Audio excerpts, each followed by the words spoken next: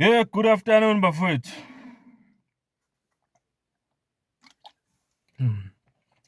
Njani niyaphila? Let's hope niyaphila. Mfowethu Mkhonzo nibingelelayo. Ntambama nje kuyi-Tuesday namhlanje 21 July 2026. Thembe niyaphila konke kuhamba kahle lapho nikhona. Ngiyabonga ke ngithathe leli thuba ngibonge onke ama-new subscribers to this channel ku-YouTube nawo wonke ama-new followers to this channel lapha ku-TikTok. Sikhona-ke naku-Facebook umfoka Mkhonza. Nakhona ngiyabona abantu follow ngiyabonga kakhulu. Bese ngicela nje abanga-follow nabanga-subscribe kule channel. Ngicela ukuthi usubscribe. Buka nje lapho phansi uthi press subscribe or press follow. Ngiyabonga kakhulu. Ziningi ziyenzeka izinto eMzansi bafowethu. Ziningi ziyenzeka izinto eMzansi. Namhlanje nje cishe bekuyibheyili yesithathu ayitholayo uJulius Mkhwanazi lapha eJohannesburg. Selokhu uthola amabheyili mangaphose seyibalela ko-85,000 imali manje. Ayikhipha ngamabheyili nje. Angazi mayizophinda aboshwe ngoba phela uboshwa njalo ngoLwesihlanu manje. Mayizophinda eboshelwe elinye icala kusho ukuthi izobe iqhubekile nje indaba yamabheyili. Ekhokhela amabheyili. Kuyasho ukuthi ziyabuya eMzansi. Ziyabuya ngempela. Ngizwile nokuthi i-NPA forfeiture unit yakhona ithole i-warrant yokuthi iyothatha impahla over 300 million laphayana ku-Hangwani Maumela ngendaba yethenda le yaseThembisa. Engathi impela konakele. Impahla yakhe nje enkulu izothathwa kubuyele emuva. So kuyasitshela-ke lokhu bafethu ukuthi indaba yokuganga ayikusebenzele ekugcineni uzobanjwa ubhekane nengalo yomthetho. Hangwani Maumela-ke ngathi impela ubhekene ne-NPA forfeiture unit njengamanje. Izothatha yonke impahla njengoba i-NPA ithole i-order evela enkantolo ukuthi ayikwenze lokho ngokukhululeka.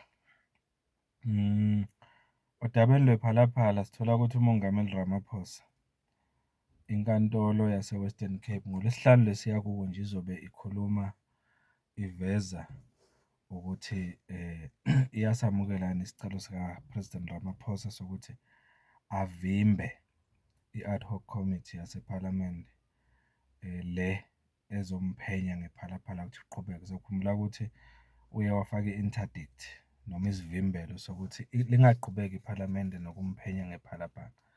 So-ke inkantolo izobe iphendula-ke Friday lesiya kuyo May 24 ukuthi iyakuvuma yini lokho ukuthi iphalamende alimiswe. Asazi-ke inkantolo zisethubeni lokuthi zizibonakalise ukuthi zimephi kulo daba lwephalaphala njengamanje.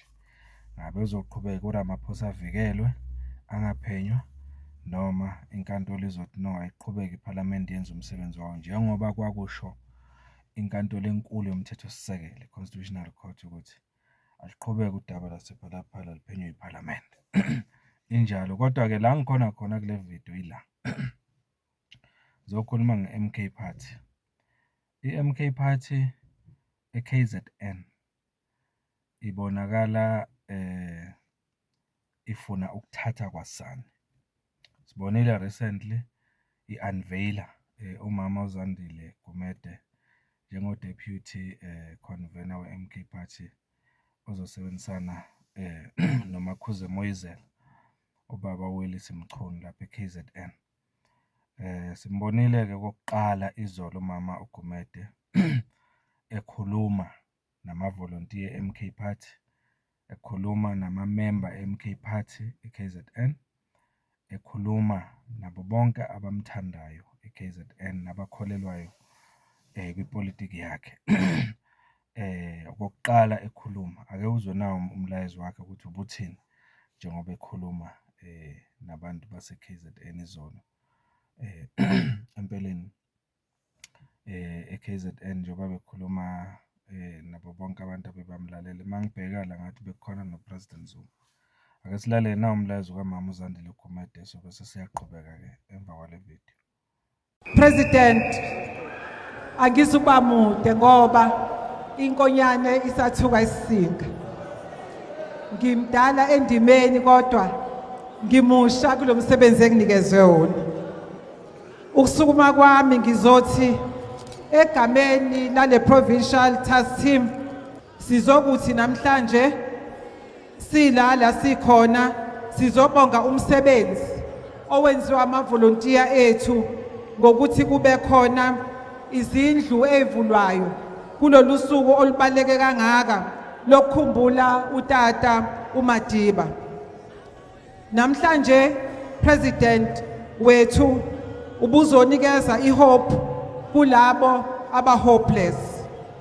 Namhlanje ubuzonikeza amakhaya kulaba abangenawo amakhaya.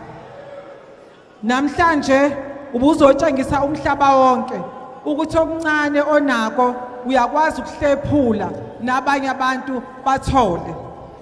Okuyinto osifundise yona ukuthi umuntu ngabantu. Wasifundisa futhi ukuthi ilida ngemsebenzi. So namhlanje ubuzokwenza lokho. Ngakho-ke uma ngimla egameni likaMacingwane njengosihlalo wethu weprovince, mina njengo-deputy chair ngizokuthi alikho elinye ilifa esinalo siKwaZulu-Natal siSouth Africa ngaphandle kokuthi lo mkhonto wesizwe phathi siwubambisise njengekhali zamantungwa, sibekezelelane uma kukhona ingqinamba sixoxe.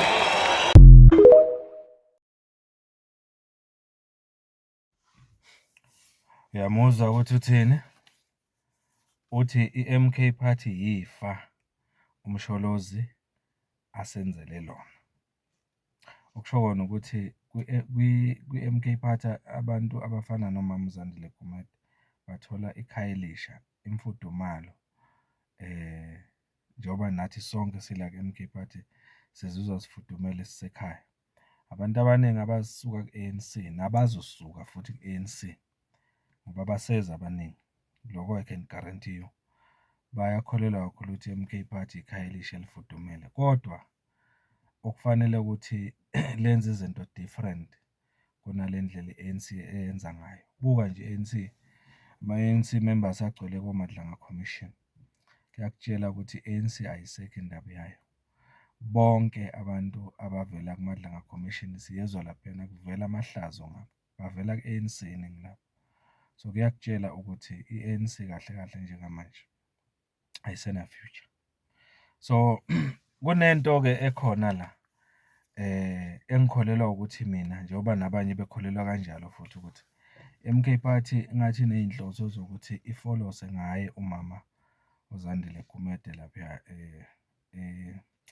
kwesobumeya waseThekwini. Uzokhumbula ukuthi kwaba umeya lapha before. So angeke kube yinto entsha kuye ukuthi angaphinda abe imeya yaseThekwini. Mina njengomfowabo kaMkhonza ngibona kungaba kuhle kakhulu ukuthi MK Party vele ingaqoka yena ukuthi agaqele esobumeya waseThekwini ezobhekana nomfowethu lapha noMavava Sikhakhane. Engicabanga ukuthi i-IFP ifuna ukufaka yena ukuthi agaqele esobumeya weTheku.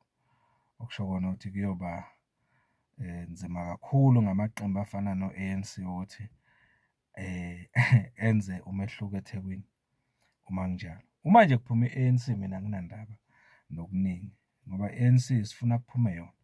So njengoba sifaka thina ku-MK Party uMama uGumede ngapha ku-MK Party ne-IFP ngalifaka umfowethu uMavava.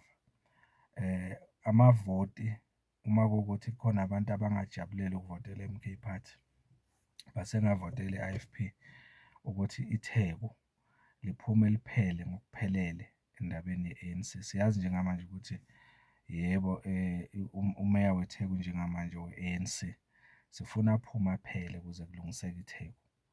Nakwezinye iy'ndawo-ke bafowethu eSouth Africa siyafisa ukuthi i-ANC iphume iphele. Lokho akusimfihlo, akusimfihlo.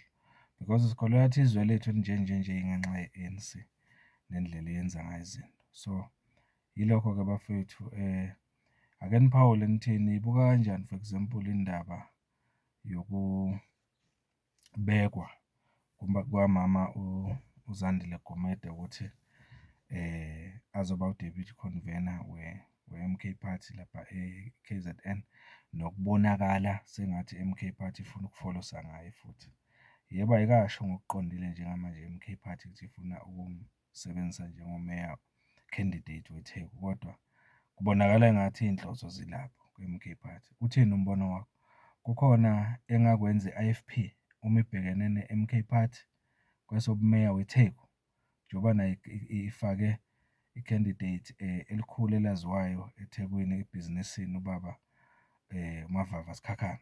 Uthini umbono wakho? Akawuphawule ngalo, sihlangane kuma-comment. Umfoka Mkhonza lo, ngicela basubscribe, sikhulise le channel iye phambili. Ku-free of charge. Ya, iloko nje bafethu, sihlangane kuma-comments. Thank you so much.